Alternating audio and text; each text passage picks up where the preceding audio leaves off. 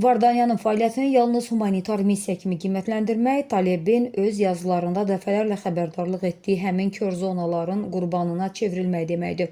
Türkiyə əsilli Amerika mühəndisi, tədqiqatçı və yazıcı Ergün Krlıkovalı Livan əsilli Amerikalı yazıcı Nassim Nikolas Talibə açıq məktub ünvanlayaraq onu Ruben Vardanyanla bağlı mövqeyinə yenidən baxmağa çağırıb. Krlıkovalının fikrincə, Talibin ictimai mövqeyi həm də Ermənistan-Azərbaycan münaqişəsi qurbanlarına qarşı empatiyanın olmamasından xəbər verir. Əsl humanizm bizdən əziyyətlərdən qazanc götürən nüfuzlu maliyyəçilərin deyil, məcburi köçkünlərin və təcavüz qurbanlarının tərəfində olmağı tələb edir.